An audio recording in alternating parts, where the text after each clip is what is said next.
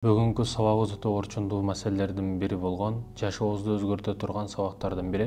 Албетте, менин жана менин чөйрөмдөгү кээ бир адамдардын жашоосуна таасир этип өзгөрткөнүнө байланыштуу ушул эрежелерди айтууну туура көрдүм. Жашооңузду өзгөрткөн кээ бир эрежелер.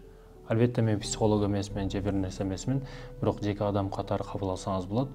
Бул нерсе сизге сөзсүз түрдө таасирин берет, жашооңузду өзгөртөт, эгерде амал кыла турган болсоңуз. Биринчиден, урматтуу мекендешим, биринчи амал кыла турган нерсеңиз эмне? Бош вагон көп үн чыгарат. Биз негизинен эле урматтуу мекендешим сүйлөп эмес, угуп туруп үйрөнөбүз да. Кээ бир адамдарды карасаңыз, байкасаңыз, билбеген нерсеси жок да. Ал авлия, ал политик, ал саясатчы, ал спортсмен, бардык маселеде суроосуна жообу даяр да. Суроо берсеңиз ар бир жерден чыгып келе берет. Мен мындай, мен андай, мен мындай деп бардык нерсени билген адам болуп эсептелет. Түп тамырынан изилеп келсеңиз, баягы дарактын тамырлары болот, анан өйдөгө чыккан шактары болот. Анын өйдөгө ылыйга кеткен тамырлары болбойт. Жалаң гана өйдөгө кеткен шактары болот да. Негизи жашоосунан астынан түп тамырынан эч нерсеси жок, болгону билген адам болуп көрүнө берет. Ошондуктан бош вагон катуу үн чыгарат. Биз, урматтуу мекендештерим, сүйлөп эмес, угуп үйрөнөбүз. Укканды көбүнчө билиңиз, урматтуу мекендешим. Психологко барсаңыз, кимге барсаңыз деле уккула дейт. Көп учурда ук дейт. Ошондуктан да эки кулак, бир ооз бар да. Азыраак сүйлө, көбүрөөк ук дегени бул дегени. Ошондой экен, биз сүйлөштү азайтышыңыз керек. Биринчи кыла турган эрежеңиз сүйлөгөндү азайтыңыз, урматтуу мекендешим. Андан кийинки экинчи эреже, сиз контактыңызда телефонуңуз болсо, ошо телефондо караңыз дагы. Бир эми адам, бардык эле адамдарга келе турган сыноо маселелери болот, оору болуп калат, кайгы болуп калат, кыйынчылык болуп калат. Ошол учурларда чалып, мен коррупция маанисинде айтпай атам, же пара маселесинде айтпай атам. Ишиңизди бүтүрүп бере турган же жок дегенде сөзү менен, насааты менен сизге пайда бере турган адам барбы же жокпу? Эгерде боло турган болсо, ошол адам менен мамилеңиз кандай? В чекиттесизби, В чекиттесизби сиз? Ошону аныктап билип алышыңыз керек. Бул дегени сиз суроону мындай коюшуңуз керек. Аалам мага эмне кылды эмес, мен ага эмне кылдым деп суроо беришиңиз керек. Ошол учурда сиздин тааныш билишиңиз дагы, досторуңуз дагы көбөйөт, сапаттуу досторуңуз. Ал эми достук сыноонун жөнөкөй эле жолдору, бир звонок кыласыз. 5 мисалы үчүн ушундай кайгы түшүп калды же карыз болуп калдым деп туруп 10 досуңузга чалып көрөсүз, анан телефонду коюп коесуз трубканы. Эми бир жумадан кийин, балким 2 күндөн кийин, же балким 1 күндөн кийин, 1 сааттан кийин кайсы досуңуз сизге чалып, досуң абалың кандай, баягы ишиң бүттү, бүтпөдү деп чалат. Демек ошол дос сизге. Калгандары жөн эле тааныш. Тааныш менен достун айырмасы ушунда. Ал эми башка досторуңуз менен али бери чындап дос боло элексиз да. Ал үчүн сиз бир нерсе бере элексиз. Бул ааламда жашайт экенбиз, берүү дүйнөсү, алуу эмес, урматтуу мекендешим. Эмнени кааласаңыз ошону бериңиз. Мээрим каалайсызбы? Мээрим бериңиз. Акча каалайсызбы? Акча бериңиз. Бир башыңызга сыноо келген учурда бирөө $1 миллион адамга коюп коюш үчүн сиз дагы бир нерсе беришиңиз керек. Сиз кимге жагат? Мисалы түнү 12:30 бирөөсү чалып, досум больницага алып барып кел, ооруп калдым десе жагабы? Албетте жакпайт, эч кимге жакпайт. Бирок сиз ошондой кылдыңызбы? Бир досуңуз өзүңүзгө суроо берсеңиз, бир досумду мен больницага түнү алып барып келдим, же бир досумдун карызын жаап койдум, бир досума ошондой жакшылык кылдым десеңиз, сурооңузга жооп табылабы? Эгерде табылса бул маселелерде, демек сиз доссуз. Алар дагы достук кылышат, эгерде сиз качан достук кылган учуруңузда, урматтуу мекендешим. Экинчи сурооңуз бере турган суроо, мен ааламга эмне бердим? Алар мага эмес. Эч кимден эч нерсе күтпөйсүз. Эч кимге эч нерсе күтпөйсүз. Баягы ит бар го, урматтуу мекендешим, жугунду аңдып жүрө берет. Тамак калып кеткен, бир нерсе калып кеткен, ошолорду жейм деп итке окшоп алаңдап карап жүрө берет. Жок, андай ит болбош керек. Адам бойдон калыш керек, пахта койбош керек, кошоматчы болбош керек. Охрана болуп жанында калып эле, жанында пахта коймуш болуп, байлыгы, бийлиги болсо, анын байлыгы, бийлиги кызыктырат, анын негизги жашоосу айырмасы жок ага.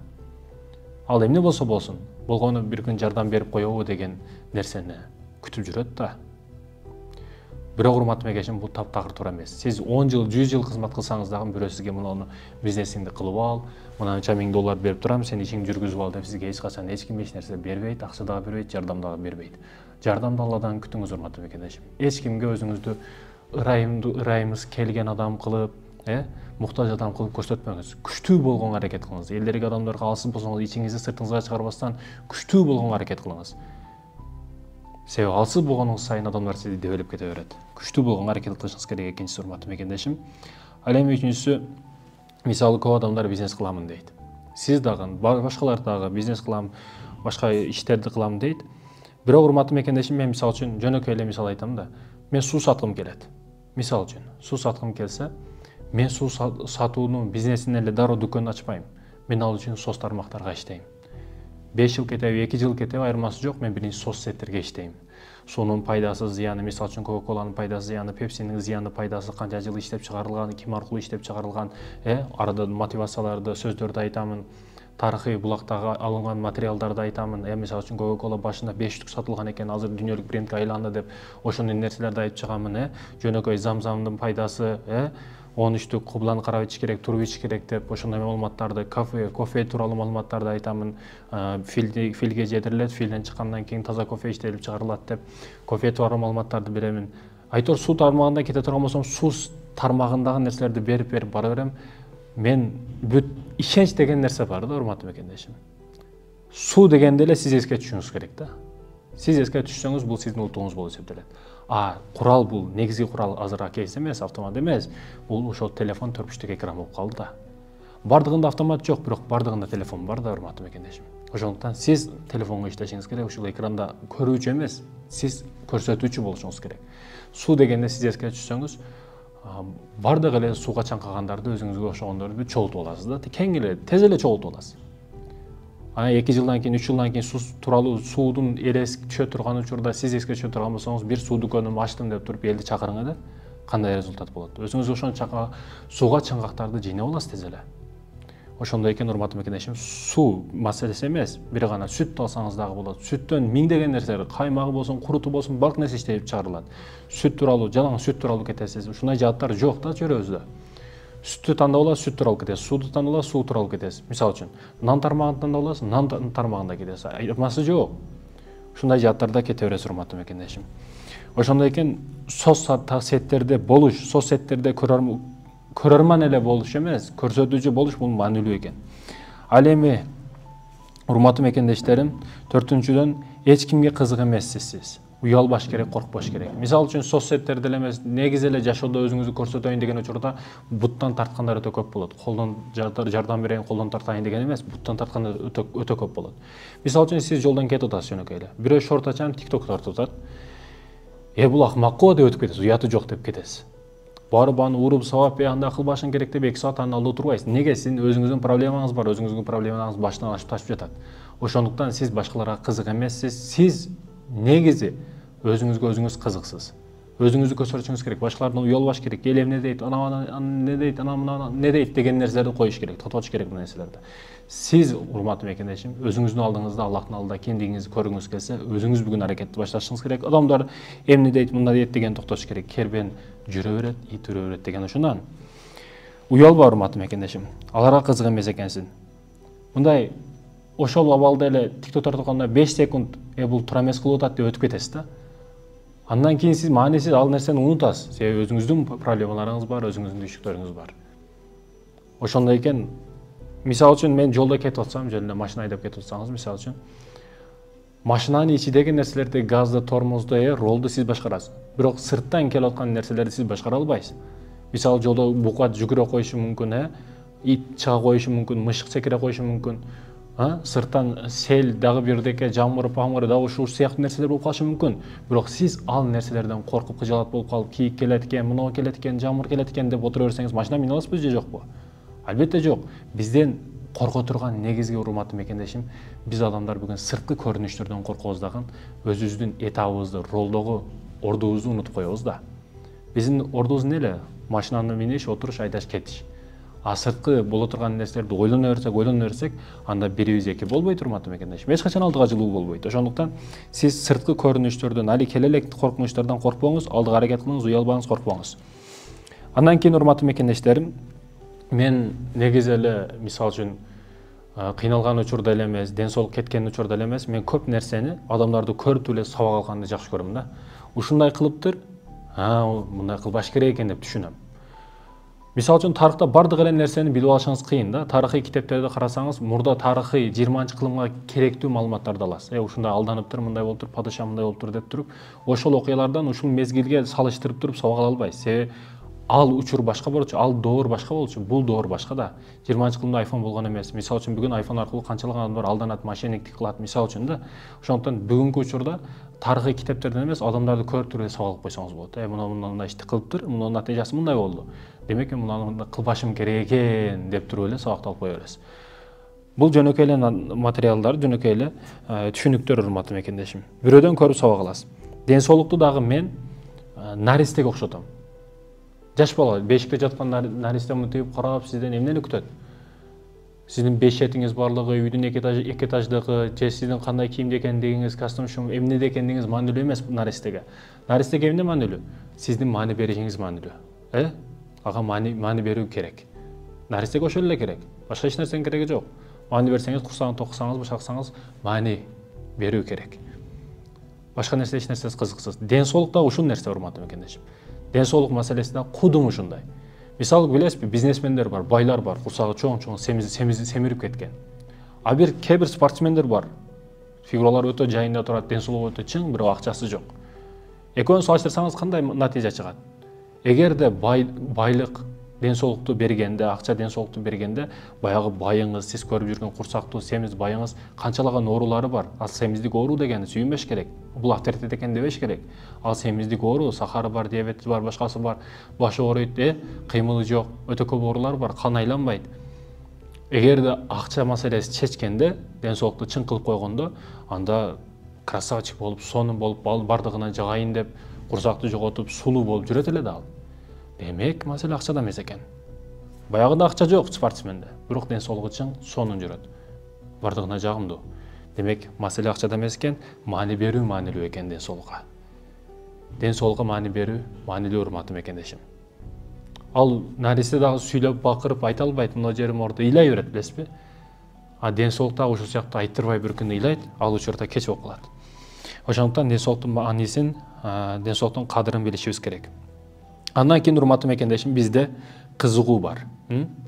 Бир максат койгоңузда сиз мен ушул апаңыз бар го, мисалы үчүн, апа мен не болоюн, кандай ордунда көргүңүз келет, эмне кесипке окуйун десеңиз, балам сен кызыкканың окушуң керек дейт да. Бул туура нерсе. Алардын көз карашында туура. Бирок урматтуу мекендешим, мисалы үчүн кээ бир учурларда илимиңиз, билимиңиз ата энеңизден дагы өтүп кеткен болот да. Түшүнүп атамбы? Билимиңиз, илимиңиз ата энеңиз окуган, жазганды дагы билбеген болушу мүмкүн. Билбейт балким. Бирок сиз окуган, жазганды билиңиз, илим жаатынан өтүп кеттиңиз. Ар бир учурда, кандай орунда болбосун, илимдүү адам күчтүү болот. Илимсиздер аны угат. Буга тарыхтын өзү күбө. Албетте ата энеңиз сыймыктанат качан бир ийгиликке жеткен учуруңузда. Ага кызыгасызбы, кызыкпайсызбы, эмне айырмасы жок, бирок бир ийгиликте жеткен учуруңузда ата энеңиз сизге көз жашы менен жакасын кармап сүйүнөт, ыраазы болот. Бирок максат тандоо дегенде кызыгуу бар дедик. Максатка карап кызыгышты баштайсыз. Бирок туруктуулук деген нерсе бар, бул өтө башка нерсе. Максат кызыгуудан дагы башка нерсенин эң өкүнүчтүүсү ушул туруктуулук жок да көп адамдарда. Сиз эгер туруктуулук болсо, бирок кызыгуу болсо, 1000ге газды коесуз дагы 10 күндөн кийин таштап коесуз. Билесизби? Бир максатты койгонсуз, аракет кылсаңыз 10 күндөн кийин таштап койгонсуз. Мен башка жолум башка жакта экен дейсиз. Же башка бирөө келип туруп, мынандай иш бар экен, мынандай жакшы нерсе экен, мынага окусаң жакшы болот, мынандай доллар акча табасың десе, ошол жака кетип калган болосуз. Ошол жерики меники экен деп кетип калган болосуз да. Бул жерди таштагансыз, ал жерди таштагансыз, бул жерди таштагансыз, тоого окшоп чокуп кете бергенсиз да. А бирок учурунда бардыгына ошол нерселерге кызыккансыз. Демек көрдүңүз урматтуу мекендешим, максат бар, максатка кызыгуу бар, бирок ортосунда туруктуулук болбосо, кызыгуу дагы өлөт, максат дагы өлөт. Баягы башында бисмилла, аягында алхамдулилла, ортосунда ой жүгүртүү дегендей эле маселе да. Ошондой экен урматтуу мекендешим, максат койгон учурда ага биринчи керектүү маселе кызыгуу эмес, туруктуулук. Майк Тайсондан сурашканда, сага эң жаман көргөн нерсең эмне деп. Менин эң жаман көргөн нерсем сарылап чуркоо деген. Неге десе, себеби элдердин эч кимиси, эч кайсы эл чуркабайт, бирок мен чуркайм. Ошондуктан мен адамдардан айырмам ушул, мен ийгиликке жеттим дейт да. Мен дагы кээ бир жаман көргөн ишим бар, мен мажбурлап кылам аны күн сайын. Неге? Ал ошол туруктуулук. Күн сайын ошол нерсени бир нерсени кылышыңыз. Пайгамбар саллаллаху алейхи айткан го, бир нерсени аз болгосо дагы күн сайын уланган эң жакшы нерсе дейт да. Ошондуктан бир чокуга чыгуу үчүн урматтуу мекендешим, күн сайын азаздан ошол нерсени кылуу керек. Кызыгуу не? Кызыгуу бир күндө жоголуп калат, 2 күндө жоголуп калат. Бир нерсеге барып туруп удар келгенде кызыгуу кесибим деп туруп кызыгып кирген учуруңузда барасыз, 10 күн кыласыз, 20 күн, 30 күн кыласыз, анан бир балекет келген учурда же сыноо келген учурда кетип каласыз. Кызыгуу автоматтык түрдө жоголуп кетет. Ошондуктан ошол учурда чечимди чыгарып туруп чыгып кетиш үчүн туруктуулук керек. Күн сайын аткаруу үчүн туруктуулук керек экен. Туруктуулук маанилүү, урматтуу мекендешим.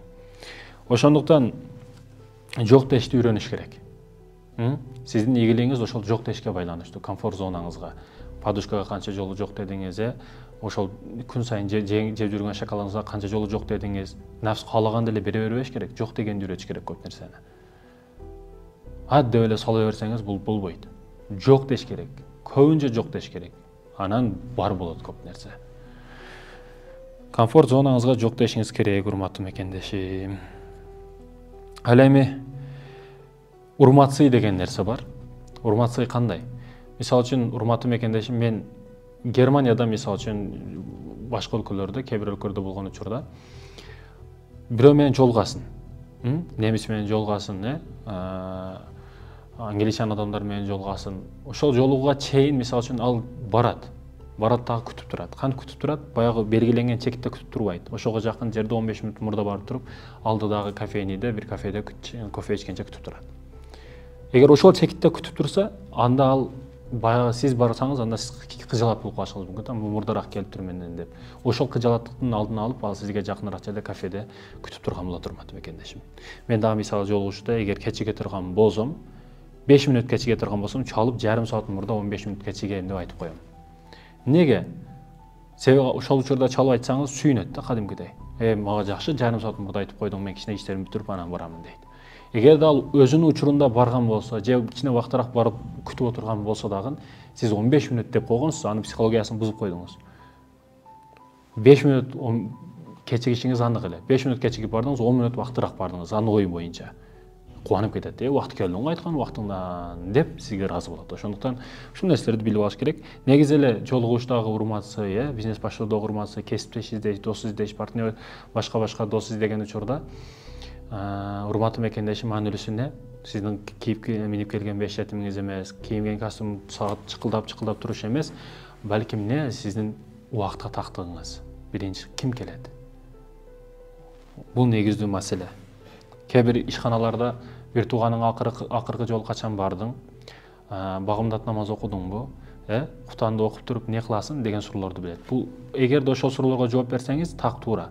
Анда ишке аласыз, эгер туура эмес жооп берсеңиз, иштен кетесиз. Туура жооптор кандай? Кутанды окуп туруп уктайм, багымдатка турам, багымдатты окуп спорт менен машыгам. Ошол сыяктуу. Жакындарыңа качан бардың акыркы жолу дегенде, мен кече бардым, же 3 күн мурда бардым. Бул дегени кандай? Эгерде жакындарын сүйсө, мени дагы сүйөт. Эгерде багымдатка турса, жумушка убакыт келет дегени. Эгерде кутанды окуса, кутандан кийин уктаса, демек менин жумушума убакыты келет дегени. Себеби саар туруш үчүн убактыраак жатыш керек деген түшүнүк. Ушул нерселер, урматтуу мекендешим, урматсый экен. Ага карата, өзүңүзгө карата. Андан кийин, урматтуу мекендешим, менин үйүмдө бир күзгү бар. Буттан баштап чачка чейин көрсөтөт. Ошого карап туруп көп нерсени көрүп алам. Сүйлөгөн учурда да ошого карап сүйлөйм. Сен адамсыңбы деп, кээ бир кубанычтуу нерселерге кубантып, кайгылуу нерселердин чечимин издейм, кайгырып отура бербестен. Мен дагы сунушум ошо буттан баштап чачка чейин көрсөтө турган көзгүңүз болсо, ошого карап көп нерселерди сүйлөп, көп нерселерди өзүңүзгө өзүңүз сүйлөп. Неге? Себеби досуңуз алдап кетиши мүмкүн, жакындарыңыз алдап кетиши мүмкүн, жада калса кээде ата-энеңиз алдап коюшу мүмкүн, бардыгы алдап кетиши мүмкүн. Бирок ошо күзгү алдабайт. Күзгү себеби сиз өзүңүздү көрсөтөт да. Күлгөндө, ыйлагандай өзүңүз көрсөтөт. Ошого байланыштуу, урматтуу мекендешим, ушул күзгү болгону жакшы сизде. Ал эми, урматтуу мекендештерим, мен мисалы 18 жашта болуп калсам, же башка 18 жаштагы жигиттерге кээ бир насааттарды айтып өтөйүн. Биринчиден, өнөр үйрөн. Өнөр өтө керек нерсе. Не болсо дагы, мындан жабыш болобу, көчөдө ботинка тигиш болобу, өтүкчү болуш болобу, өтүк майлоо болобу, жөн эле не кесип болсо да үйрөнө бериңиз, анын пайдасы тиет, зыяны тийбейт. Жашоодо. Жигитке жетмиш өнөр аздык кылат дейт. Бирок багытта, максатка карата бир чоң максатыңыз болуш керек. Бирок өнөр маселесинде көп нерсени үйрөнүп койгон, бул пайда гана берет, зыян бербейт. Машина ондо болобу, машина минүү болобу, айырмасы жок. Ушул нерселерди кылып койгон өтө жакшы. В, А, Б, С бардык категорияга окуп койгон болобу, правага, учурунда пайдасы тиет. Балким сиз 50 жашка келген учурда баягы фуралар да менишиңизге туура келип калышы мүмкүн. Ошондуктан ушул нерселерди билип өнөр үйрөнгөнүңүз өтө пайда. Ал эми урматтуу мекендешим, экинчиден англис тилин үйрөнүшүңүз керек. Дүйнөнүн кайсы өлкөсүнө барып эшигин тееп кирип барыш үчүн сиз тил үйрөнүшүңүз керек, тил билишиңиз керек. Англис тил үйрөнбөшүң, мисалы үчүн таң калышы, кээ бирлер 11 жыл, 3 жыл коллежде, дагы 5 жыл университетте окуйт, бирок бир англис тилин үйрөнүп чыга албайт. Ал студентпи? Албетте жок. Ошондуктан тилди үйрөнүшүңүз керек, урматтуу мекендешим. Дүйнө жүзү бүгүн күтүүдө англис тилин. Албетте кайсыдыр бир өлкөнүн экономикасы өнүксө, бизнес тармагы, акча тармагы, экспорт өнүгө турган болсо, анын тили өнүгөт. Кытай мисалы үчүн дүйнөлүк 3-чү немеге чыгып атат, тепкичте чыгып атат. Ошондуктан ким кайсы мамлекет өнүгө турган болсо, анын тили да автоматтык түрдө өнүгөт. Биринчи тилиңди сатпа, бирок өзгөлөрдүн тилин үйрөн. Башка саткындарды билүү үчүн деген сөз бар го. Ошондуктан тил билишиңиз керек, урматтуу мекендешим. Ал эми үчүнчүдөн спортту сөзсүз түрдө таштаба башта. Спорт өтө маанилүү. Кечиккенде, ден соолук кеткенде спорт менен машыгыш керек эмес.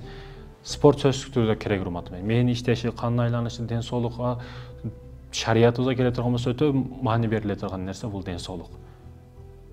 Байкасаңыз көп устаздардын айта турган насааттары биринчи кезекте ден соолук экен. Илим алдык, башка кылдык, бирок ден соолук кетип калды дейт да. Ошондуктан ден соолук маанилүү экен, урматтуу мекендешим. Ден соолукту сүй, ден соолукту күй, ден соолукка күйбөсөң, ден соолукту сүйбөсөң, эч ким сизди сүйбөйт, эч ким сизге күйбөйт, ата энеңизден башка.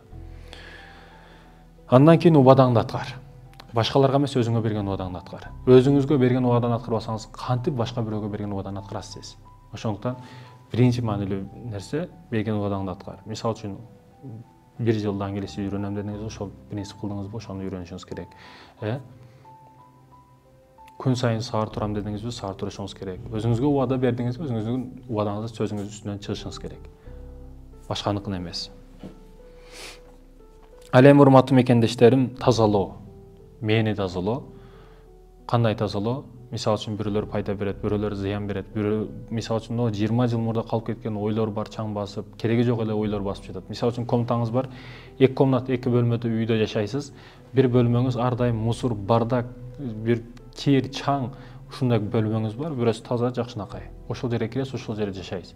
Наркы бөлмөгө кириңиз да келбейт, анан жыйнагыңыз да келбейт, жалкоолук кыласыз. Бизде дагы ошол мээбизде калып кеткен мусор, чаң ойлор өтө көп да. Ушул нерседен арылбайт адамдар. Ошол нерселерди жазып туруп, кадимгидей күйдүрүп жок кылып бериш керек. Ошондой ойлордон алыш керек, арылыш керек, тазаланыш керек, урматтуу мекендештерим. Андан кийин, урматтуу мекендештерим, акыркы сөздөрдөн, мисалы үчүн карасаңыз, наристе кандай ширин болот? Жаш бала наристе, бөбөк, жижи деп коет го. Наристе мисалы үчүн өтө ширин болот, өзгөчө болот, бейишине жетип кеп турган болот. Анан наристе карасаңыз үйрөнөт да. Сүйлөй албайт, бирок ар бир нерсени оозуга салып көрөт, өрмөлөп, жөрмөлөп, андан кийин тили чыгат. Тили чыккандан кийин ар нерсени сурай берет. Ата бул не? Ата бул ким? Ата бул не? Ата муну не кылыш керек? Ата деп айтып, бардык нерсени сурай берет. Өнүгүү, үйрөнүү ошол учурда өтө күчтүү рейтингге чыгат да. Сиз дагы, урматтуу мекендешим, үйрөнүшүңүз керек. Ошол нерсе суроолор пайда болуп үйрөнгөндүгү үчүн жаш бала өсөт да, мээси өсөт. Ошол нерсе чоңойгон сайын азайып баргандай да бүгүн адамдарда. Кадимгидей суроо, кадимгидей үйрөнүү барган сайын, чоңойгон сайын жоголуп бараткандай. Тескерисинче ошол нерсени өнүктүрүш керек, сураш керек, билбедиңби? Сурашың керек. Теке бир адам илим ала албайт, уялган адам илим ала албайт. Ошондуктан айырмасы жок, кимне чөйрөнү оңдош керек, түзөш керек, анан үйрөнүш керек. Үйрөнгөндөн эч качан уялба.